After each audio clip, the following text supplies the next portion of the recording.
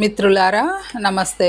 సోంపాక musings సమర్పించు సాహితీ సంపెంగలకు స్వాగతం. ఇందులో భాగంగా మీరు వినబోయే నేటి కథా సంపంగి దత్తత. రచయిత గౌరవనీయులు డాక్టర్ ఐజక్ గుండె గారు.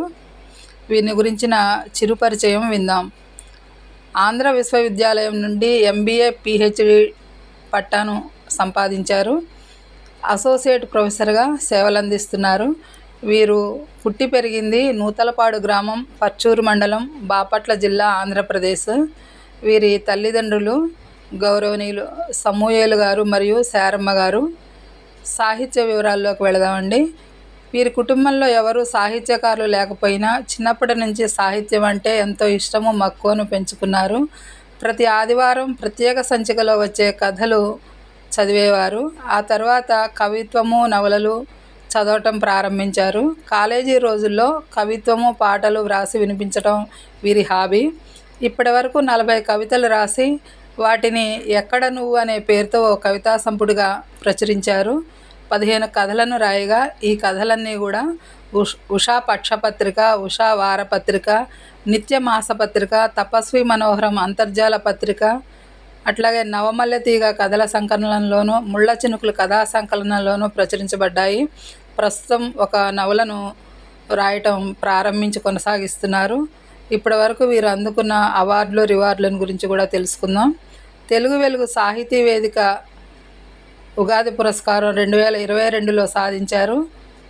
శ్రీశ్రీ కళావేదిక నిర్వహించిన ప్రపంచ తెలుగు కవితోత్సవం 2022లో పాల్గొన్నందుకు Bharat talent book of award, TANA book of award, international marvel book of రికార్డును సాధించారు. సేవ సహస్ర సాహితీ సప్తాహం సంస్థ వారు నిర్వహించిన తెలుగు భాషా వారోత్సవాల్లో పాల్గొన్నందుకు గాను తెలుగు బుక్ ఆఫ్ రికార్డ్స్లోనూ స్థానం సాధించారు. వాగ్దేవి సాహితీ వేదిక నిర్వహించిన 2023 దసరా కవితల పోటీల్లో మొదటి బహుమతి పొందినందుకు గాను సంచారి కవితా సంపుటిని, అష్టాదశ శక్తిపీఠాల మహిమ పుస్తకాలు బహుమతులుగా లభించాయి. వీరు రాసినటువంటి ఎక్కడ నువ్వు అనే కవితా సంపుటికి కొనిరెడ్డి ఫౌండేషన్ మరియు చదువుల బాబు సాహిత్య కళావేదిక జాతీయ పురస్కారం 2025లో అందుకున్నారు. ఇకపోతే కథల విషయానికి వస్తే పరిడోలియా కథకు 500 రూపాయల నగదు బహుమతి, అట్లాగే పరువు హత్య కథకు 1000 రూపాయల నగదు బహుమతులు లభించాయి.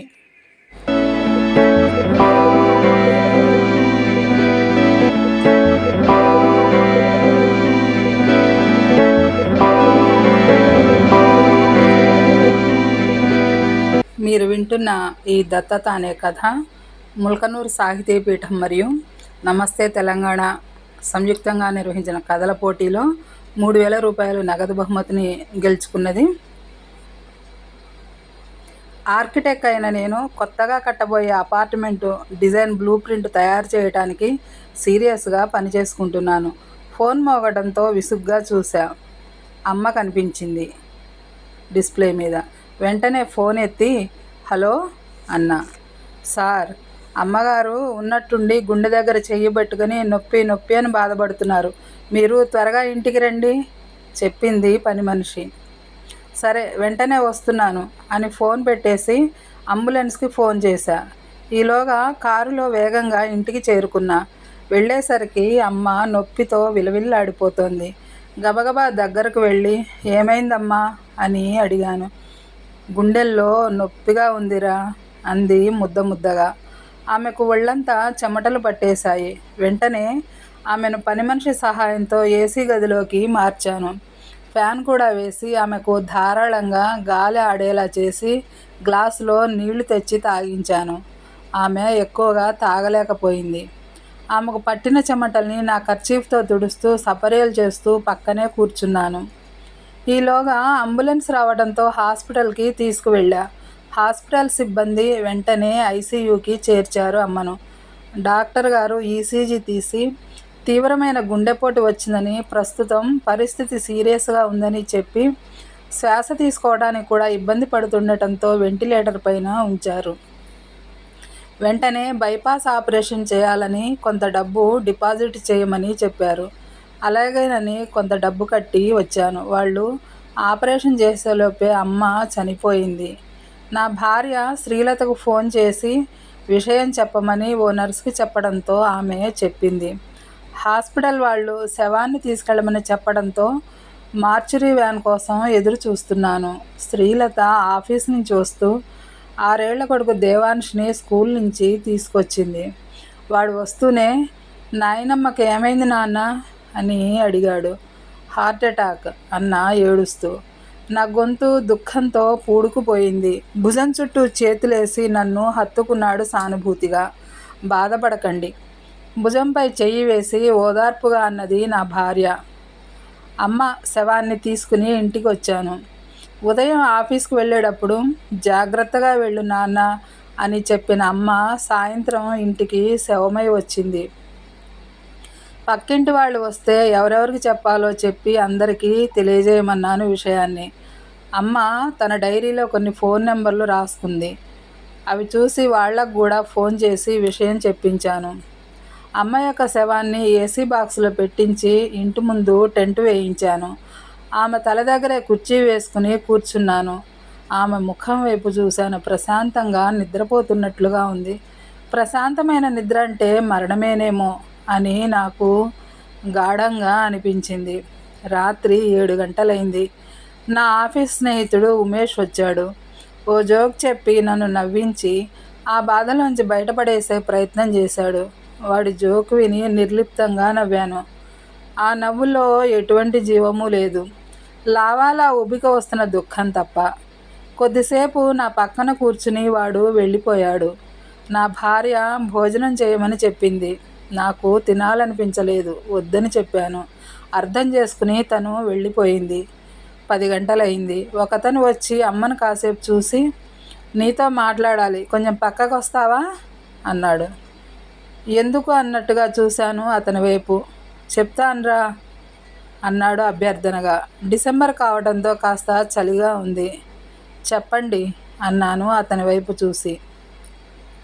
మీ అమ్మను నేను ప్రేమించాను, ఆమెంటే నాకు చాలా ఇష్టం అన్నాడు. అతని వైపు విచిత్రంగా అనుమానంగా చూశాను. ఇదేంటి నాకు చెప్తున్నాడు, అందులోనూ ఆవిడ చనిపోయాక అన్న అనుమానం నా మనసులో మెదిలింది. నా వైపు అలా చూడకు, నేనెవరో మీ అమ్మకు నాకు ఎలా పరిచయమో చెబుతాను విను అంటూ తన గురించి చెప్పసాగాడు. నా పేరు యుగంధర్. మీ నాన్న నేను మంచి స్నేహితులం. రైల్వేలో టికెట్ కలెక్టర్గా పనిచేసేవాళ్ళం. విజయవాడ రైల్వే స్టేషన్లో మా ఆఫీస్ ఉండేది. రోజు కలుసుకునేవాళ్ళం. పనిలో ఒకరికొకరం సహాయం చేసుకునేవాళ్ళం. అప్పుడప్పుడు నేను నా భార్యతో మీ ఇంటికి, మీ అమ్మ నాన్న మా ఇంటికి వచ్చేవాళ్ళు. ఆ విధంగానే మీ అమ్మకు నాకు పరిచయం ఏర్పడింది. నువ్వు పుట్టిన 3 నెలలకి ఓ రైలు ప్రమాదంలో మీ నాన్న చనిపోయాడు. మీ అమ్మ అప్పటికే టైపింగ్ హయ్యర్ గ్రేడ్ పూర్తి చేయడంతో మీ నాన్నగారికి బదులు ఆమెకు టికెట్ బుకింగ్ క్లర్క్గా ఉద్యోగం ఇచ్చారు. నా భార్యకు నాకు మనస్పర్ధలు రావడంతో గొడవపడి విడిపోయాము. ఇంతకు ముందున్న పరిచయంతో కలిసినప్పుడల్లా మాట్లాడేవాడిని. అలా మీ అమ్మ మీద నాకు బాగా ఇష్టం ఏర్పడింది. ఓ రోజు కలిసినప్పుడు పెళ్లి చేసుకుందామని అడిగాను. ఆమె ససేమిరా ఒప్పుకోలేదు. మా స్టేషన్ మాస్టర్ చేత కూడా చెప్పించాను. ఆవిడ కాదు కూడదని మొండికేసింది. ఇంటికి వెళ్ళి సావధానంగా మాట్లాడదామని ఓ రోజు మీ ఇంటికి వచ్చాను. ఇంట్లో నువ్వు మీ అమ్మ తప్ప ఎవ్వరూ లేరు. నువ్వు పాక్కుంటూ ఆడుకుంటున్నావు. మీ అమ్మ వంటగదిలో అటు తిరిగి వంకాయలు కోస్తోంది. నేను సరాసరి వంటగదిలోకి వెళ్ళి మీ అమ్మను పలకరించాను. అలా వెళ్ళడంతో ఆమెకు నాపై బాగా కోపం వచ్చింది. ఒక్కసారిగా చేతిలోని కూరగాయలు కోసే కత్తితో నాపై విరుచుకుపడింది. బయటికి వెళ్ళు అని పెద్దగా అరుస్తూ చేతిలోని కత్తితో ఏటవాలుగా పైనుండి కిందకు తిప్పింది. ఆ కత్తి నా చెంపకు తగిలి చీరుకుపోయింది. ఇదిగో ఇదే ఈ మచ్చ అని చెంపను చూపించాడు. అతని చెంపపై కత్తి గీసుకుపోయిన మచ్చ కనిపించింది. అతను మళ్ళీ చెప్పడం ప్రారంభించాడు. భయపడి బయటికి వచ్చేశాను. మీ అమ్మ అరుపులకు చుట్టుపక్కల ఇళ్లవాళ్ళు వచ్చారు. ఇక అక్కడ ఉండలేక వెళ్ళిపోయాను.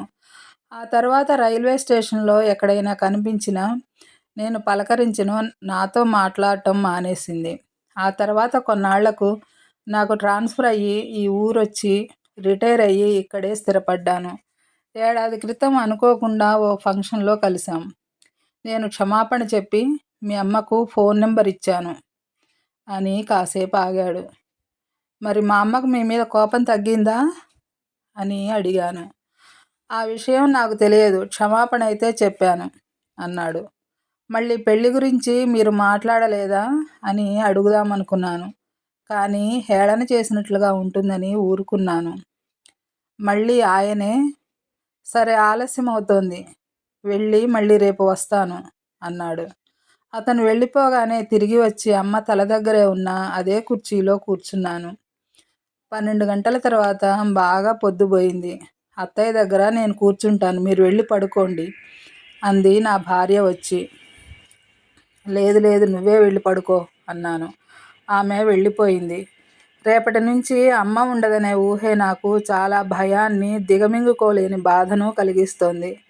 భార్య, కొడుకు, స్నేహితులు ఉన్నా కానీ ఈ ప్రపంచంలో ఒంటరినై ఏకాకిగా మిగిలిపోయాననే బాధ తురిమేస్తుంది నన్ను. తెల్లవార్లు అలాగే కూర్చున్నాను. కళ్ళు ఎర్రబడిపోయాయి నిద్రలేక. ప్రతి రాత్రి వెళ్ళిపోతూ వీడ్కోలుగా ఒక ఉదయాన్ని ఇస్తుంది. ఆ ఉదయం కొంతమందికి సంతోషాన్ని ఇస్తే మరికొంతమందికి దుఃఖాన్ని తీసుకొస్తుంది.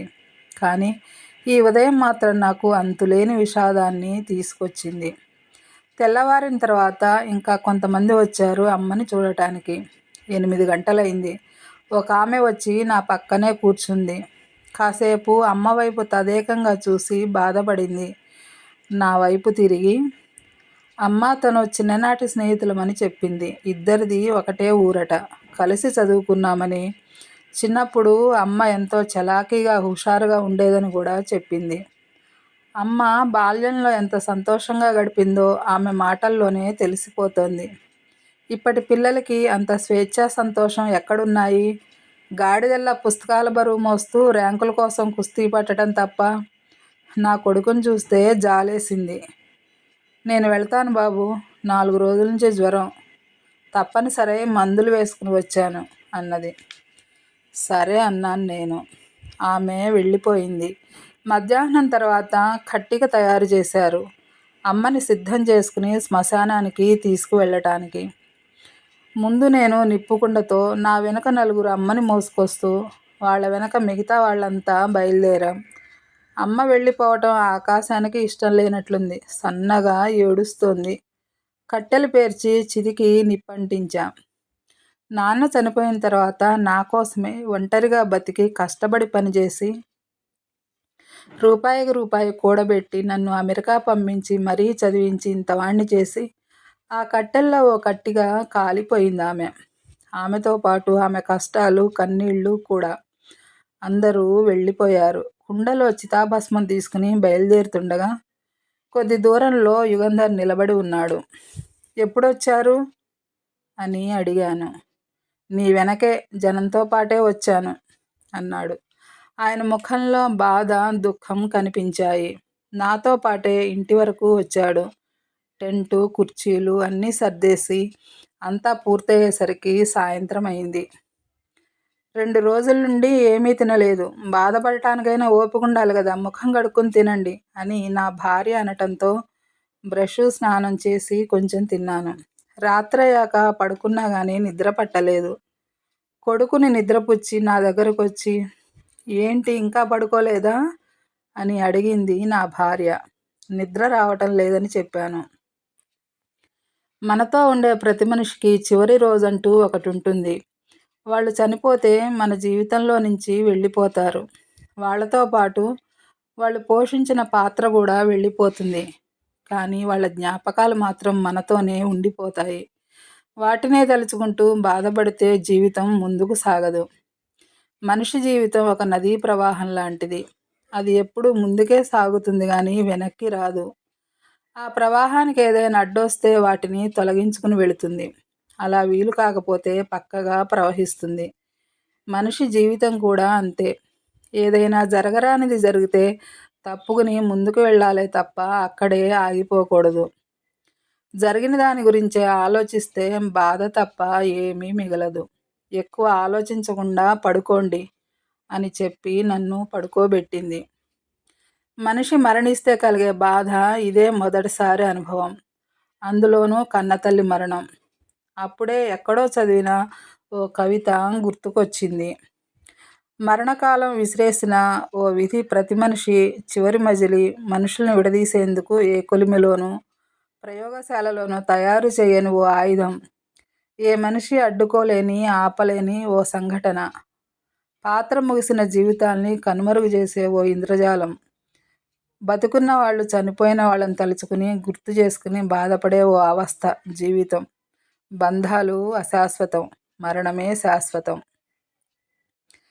ఉదయం నిద్ర లేచాను. అమ్మ జ్ఞాపకం వస్తుండటంతో ఇంట్లో ఉండబుద్ధి కాలేదు. తయారయ్యి ఆఫీస్కు వెళ్ళాను. అందరూ నా వైపు ఆశ్చర్యంగా చూశారు. మొన్ననే అమ్మ చనిపోతే అప్పుడే వచ్చాడేంటి అని. ఏంట్రా అప్పుడే వచ్చేసావు, కొన్ని రోజులు సెలవు తీసుకోవచ్చుగా అన్నాడు ఉమేష్. ఇంట్లో ఉంటే అమ్మ గుర్తొస్తోందని, ఉండబుద్ధి కాక ఇక్కడికి వచ్చానని చెప్పాను. సాయంత్రం వరకు పనిచేశాను.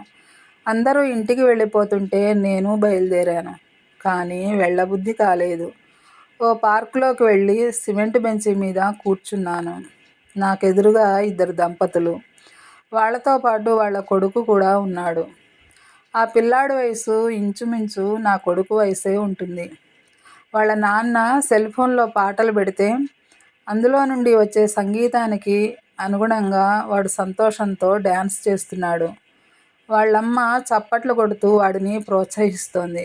నా పెదాలపై చిరునవ్వు మొలిచింది. నా జీవితంలో అలాంటి సంఘటన జరగలేదు. ఇక ముందు జరిగే అవకాశమూ లేదు. పెదాలు బిగుసుకుపోయాయి. అతి కష్టం మీద నా భావోద్వేగాల్ని అదుపు చేసుకున్నాను. నా భార్య ఫోన్ చేసి, ఎక్కడున్నారు, చీకటి పడే వేళయింది, త్వరగా ఇంటికి రండి అన్నది. సరే అని ఫోన్ పెట్టేసి ఇంటికి వెళ్ళాను. తర్వాతి రోజు యథాలాపంగా ఆఫీస్కు బయలుదేరాను. అన్నా, ముగ్గు తొక్కేస్తున్నారు, పక్కకు వెళ్ళండి అని కేకేసింది పక్కింటమ్మాయి. కింద చూస్తే పెద్ద ముగ్గు. వాళ్ళింటి ముందు నుంచి మా ఇంటి వరకు వేసి ఉంది. చప్పున పక్కకెళ్ళి, ఏంటి ఇంత పెద్ద ముగ్గేశావు అని అడిగాను ఆ అమ్మాయిని. సంక్రాంతి నెల ప్రారంభమైంది అందుకే అన్నది చిరునవ్వుతో. ఇంటివైపు చూశాను. ఇల్లంతా మొగుడిపోయిన ముండమోపిలా బోసిపోయి ఉంది. అక్కడక్కడ రంగులు వెలిసిపోయి, మరికొన్ని చోట్ల చిన్న చిన్న పెచ్చులు ఊడిపోయి. అమ్మకి సంక్రాంతి పండగ అంటే ఎంతో ఇష్టం. పండగ నెల ప్రారంభమైందంటే ఇల్లంతా శుభ్రం చేసి పాత సామానంతా స్టోర్ రూమ్లో పెడుతుంది. భోగి రోజు కోసం చిన్న చిన్న మరమ్మతులుంటే చేయించి రంగులు వేయిస్తుంది. గుమ్మానికి మామిడి తోరణాలు కట్టి గడపకి పసుపు పూసేది. ఇంటి ముందు చుక్కలతో ముగ్గులేసి మధ్యలో గొబ్బెమ్మలను పెట్టేది. ఇల్లంతా పండగ కళని సంతరించుకునేట్టు చేసేది. గంగిరెద్దుల వాళ్ళు హరిదాసులు వస్తే ఎప్పుడూ వట్టి చేత్తోతే పంపేదే కాదు, కొత్త బట్టలు కొనిపెట్టేది. పండుగ రోజు చేసే చక్కెర పొంగలంటే నాకు ఎంతో ఇష్టం. ఆ ఆలోచనలతోనే ఆఫీస్కు చేరుకున్నాను. రోజు వెళ్ళి పనిలో నిమగ్నం అవ్వడంతో కొద్ది కొద్దిగా సాధారణ జీవితానికి అలవాటు పడుతున్నాను. పండగ కూడా వెళ్ళిపోయింది. 2 నెలలు గడిచాయి. ఆఫీస్కి టైం అవ్వటంతో హడావిడిగా బయలుదేరుతున్నాను. సాయంత్రం త్వరగా రండి, షాపింగ్కి వెళ్ళాలి అంది నా భార్య. ఎందుకు అడిగాను. ఎల్లుండి నా హ్యాపీ బర్త్డే, కొత్త బట్టలు కావాలి అన్నాడు నా కొడుకు దేవాంశ్. సరే అంటూ వెళ్ళిపోయాను. సాయంత్రం ఇంటికి వచ్చాక, ఈసారి అబ్బాయి పుట్టినరోజు ఎక్కడ చేద్దాం అడిగింది నా భార్య. ప్రతి సంవత్సరం నా కొడుకు పుట్టినరోజు ఏదైనా అనాథాశ్రమానికి వెళ్ళి అక్కడ పిల్లలకి స్వీట్లు పళ్ళు పంచి పెడుతుంటాం. అందుకే తను అలా అడిగింది. ఈసారి ఏదైనా వృద్ధాశ్రమంలో చేద్దాం అన్నాను. 2 క్షణాలు నా వైపు చూసి, సరే మీ ఇష్టం అంది. నాకు తెలిసిన వాళ్ళ ద్వారా ఓ వృద్ధాశ్రమం వివరాలు కనుక్కుని అక్కడికి వెళ్ళి నా కొడుకు పుట్టినరోజు జరపాలని మనసులో నిర్ణయించుకున్నాను. ఆశ్రమ నిర్వాహకుడు ప్రభాకర్. అతనితో ముందుగానే మాట్లాడి అన్ని వివరాలు తెలియజేశాను. ఆయన అంగీకరించాడు. పుట్టినరోజు నాడు పళ్ళు తీసుకుని వృద్ధాశ్రమానికి వెళ్ళాము. ముందుగా మా వాడి చేత కేక్ కట్ చేయించి అందరికీ వాడి చేత పళ్ళు ఇప్పిస్తున్నాను. కొద్ది దూరంలో అమ్మ కనిపించింది. మా వాడిని వాడి చేతిలోని పళ్ళను వదిలేసి అమ్మా అంటూ ఆమె దగ్గరకు పరిగెత్తాను. అందరూ నా వైపు ఆశ్చర్యంగా చూశారు ఇదేమిటా అని. ఆమె మీ అమ్మ కాదు అన్నది ఆమె పక్కన కూర్చున్న ఓ వృద్ధురాలు. మీ అమ్మగారు చనిపోయారటగా అన్నారెవరో వెనక నుంచి. కొన్ని క్షణాలు నా మెదడు మొద్దుబారిపోయింది. అమాంతం పెద్ద లోతైన అగాధపు లోయలోకి జారిపడిపోయినట్లు అనిపించింది నాకు. అక్కడ నుంచి దూరంగా పరిగెత్తి అమ్మా అని గట్టిగా అరిచి ఏడవాలనిపించింది. నా కళ్ళ నుండి 2 కన్నీటి బొట్లు జలజల రాలాయి. నా ప్రమేయం లేకుండానే. ఏమైంది బాబు అని ఆమె నా దగ్గరకు వచ్చి నా కన్నీళ్లు తుడిచి నా పేరు వసుంధర, నేను మీ అమ్మని కాదు అంది. సార్, ఆమెకు పిల్లలు లేరు. భర్తేమో 2 ఏళ్ల క్రితం చనిపోయారు. అప్పటి నుంచి ఈ ఆశ్రమంలో అనాథగా ఉంటోంది అన్నాడు ప్రభాకర్ వెనక నుంచి. ఆమె వైపు చూశాను. అవును, ఆమె మా అమ్మ కాదు. కానీ అమ్మ పోలికలు మాత్రం ఉన్నాయి. కళ్ళు, ముక్కు అచ్చం అమ్మలాగే ఉన్నాయి. అదే రంగు. అమ్మ కంటే 1-2 ఏళ్ళు ఎక్కువ వయసు ఉండొచ్చేమో. అమ్మ కంటే ఓ 2 అంగుళాలు ఎత్తు తక్కువ కూడా. కర్చీఫ్తో కళ్ళు తుడుచుకుని నా కొడుకుని పిలిచి ఆమెకు పళ్ళు నేనే నా చేతులతో ఇచ్చాను. నా కొడుకు ఆమెను చూసి ఎవరీమె నాన్నమ్మలా ఉంది అన్నాడు. నాన్నమ్మ కాదు అని మిగతా వాళ్లకు పళ్ళిప్పించాను. అక్కడ ఉన్నంతసేపు ఆమెతో మళ్ళీ మళ్ళీ మాట్లాడాను. అమ్మా అని పిలిచాను. తిరిగి వెళ్ళేటప్పుడు వెళ్ళొస్తానని చెప్పాను. ఆమె జాగ్రత్తగా వెళ్ళండని చెప్పింది. రాత్రి భోజనం చేసి పడుకుని ఆలోచిస్తున్నాను. ఏంటి ఆలోచిస్తున్నారు ఇంకా పడుకోకుండా అంది నా భార్య వచ్చి. వసుంధర గారిని దత్తత తీసుకుందామని అనుకుంటున్నాను అన్నాను. నిజంగానా అన్నది. అవును అన్నాను. సరే, ఎవరూ లేని అనాథ, మనతో కలిసి ఉంటానంటే తీసుకోండి అంది. ఉదయాన్నే ప్రభాకర్ గారికి ఫోన్ చేసి మాట్లాడాను వారితో. ఆమెను అడగండి, ఒప్పుకుంటే నాకు ఎలాంటి అభ్యంతరమూ లేదు అన్నాడు. ఆఫీసుకు సెలవు పెట్టి వెళ్ళి వసుంధర గారిని కలిశాను. ఆమెతో విషయం చెప్పి కన్నతల్లిలాగా చూసుకుంటానని, దత్తత తీసుకోవడానికి ఒప్పుకోమని ప్రాధేయపడ్డాను. నాకు పిల్లలు లేరు బాబు. ఈ వయసులోనైనా ఆ భగవంతుడు కరుణించాడని అనుకుంటాను అని సంతోషంతో ఒప్పుకుంది. వెంటనే నా భార్యకు, స్నేహితులకు ఫోన్ చేసి చెప్పాను.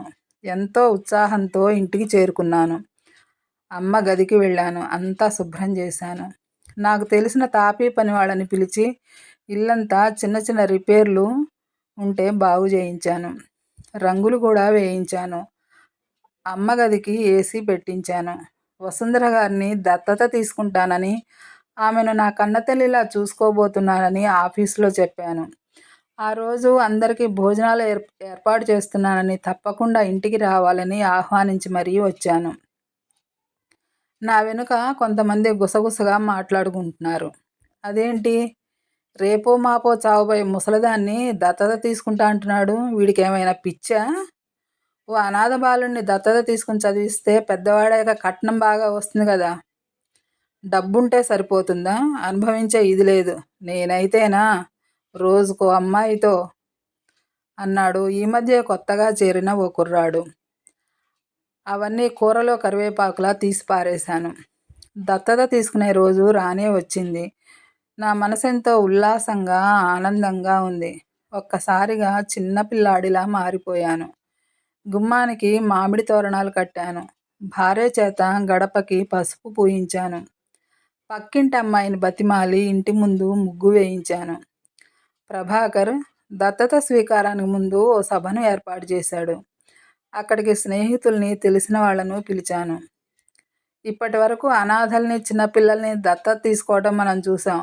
కానీ ఇలా వృద్ధురాలి దత్తత తీసుకోవటం మొదటిసారి చూస్తున్నాం. ఈయనకు ఉన్న ఈ గొప్ప మనసు భగవంతుడు అందరికీ ఇవ్వాలని కోరుకుంటున్నాను అని నన్ను ఆకాశానికి ఎత్తేస్తూ ములగ చెట్టు ఎక్కించే ప్రయత్నం చేశాడు. నేను అవేమీ పట్టించుకోకుండా ఆగస్టు 15 రోజు ఎప్పుడెప్పుడు జెండా ఎగరేస్తారా, చాక్లెట్లు ఎప్పుడెప్పుడు పంచుతారా అని స్కూల్ పిల్లాడు ఎదురు చూసినట్లుగా దత్తత కార్యక్రమం ఎప్పుడెప్పుడు పూర్తవుతుందా, ఎప్పుడు వసుంధర గారిని ఇంటికి తీసుకువెళదామా అని ఎదురు చూస్తున్నాను.